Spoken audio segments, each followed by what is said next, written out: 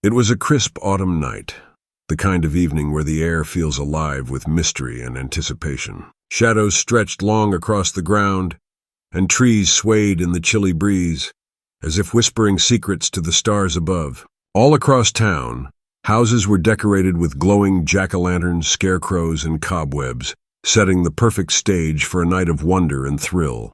Halloween had arrived, and with it, a magical atmosphere that seemed to draw everyone together for an evening of costumes, laughter, and maybe a little fear. But behind the witches, ghosts, and superheroes that paraded down the streets lies a story far older than the Halloween we know today.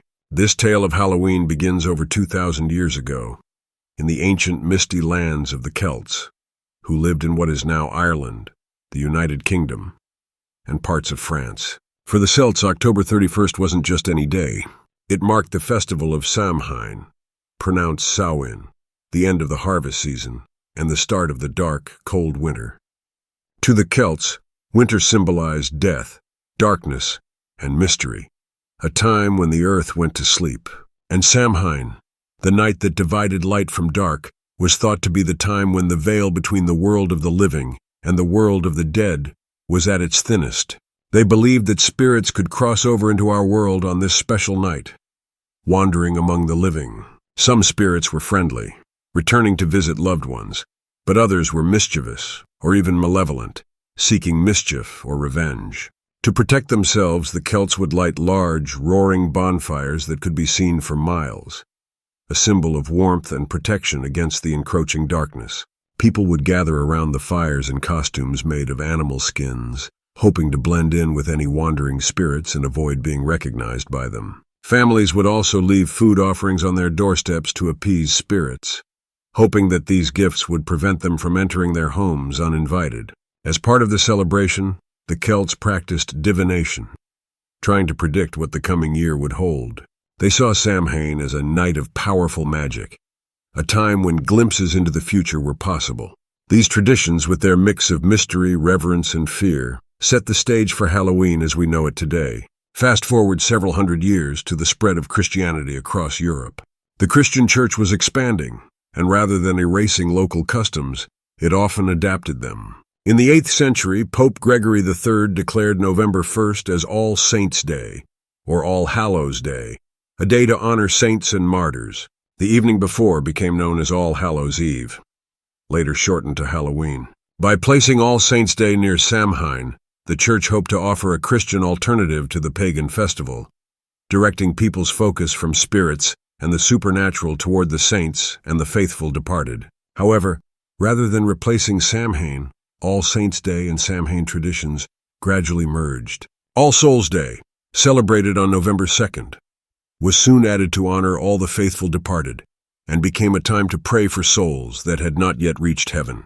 These days of remembrance fit well with the Celtic beliefs about honoring the dead, and so Halloween emerged as a blend of Christian observance and ancient tradition. One particularly interesting part of this history is the origin of the jack-o'-lantern. In Celtic legend, there's a tale about a man named Stingy Jack who tricked the devil multiple times. When Jack died, he was turned away from both heaven and hell, doomed to wander the earth with only a single coal to light his way, which he placed in a hollowed-out turnip. People began carving their own lanterns in turnips or potatoes to ward off spirits like Jack. When Irish immigrants brought this custom to America, they found pumpkins easier to carve, creating the jack-o'-lanterns we know today. Halloween even finds echoes in the Bible's teachings on life, death, and the afterlife. While the Bible doesn't mention Halloween specifically, it speaks often of life's fragility and the mysteries of the afterlife. Verses like John 11:25-26, where Jesus says, "I am the resurrection and the life. The one who believes in me will live even though they die. And whoever lives by believing in me will never die," remind Christians that life is a journey with a promise of hope beyond death. The Celtic belief in spirits and the Christian belief in an afterlife share common ground. Both see life as a passage, where the physical and spiritual worlds can sometimes connect over time. Halloween evolved even further. By the Middle Ages, caroling had become a common practice. Poor people would go from house to house, offering prayers for the dead in exchange for small cakes, called soul cakes. This tradition slowly transformed into the modern practice of trick-or-treating, with children dressed in costumes going door to door for sweets. Today, Halloween continues to evolve, blending elements of folklore, faith, and modern fun. In some communities, Christians celebrate All Saints' Eve with prayer or family gatherings, while others take part in trunk-or-treat events at church parking lots, where families gather to hand out treats from decorated cars. These versions of Halloween reflect a spirit of community and kindness, celebrating togetherness rather than fear. And so, Halloween has become a holiday of contrasts, one part thrilling, one part reflective.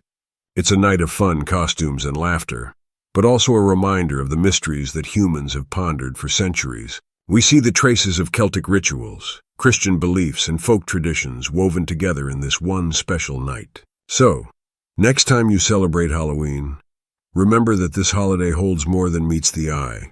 It's a night that calls us to look beyond the surface and see the history, the beliefs, and the memories of all those who celebrated before us. It's a holiday where light meets dark, and where, for just a moment, the past and present meet in the flicker of a jack-o'-lantern's smile.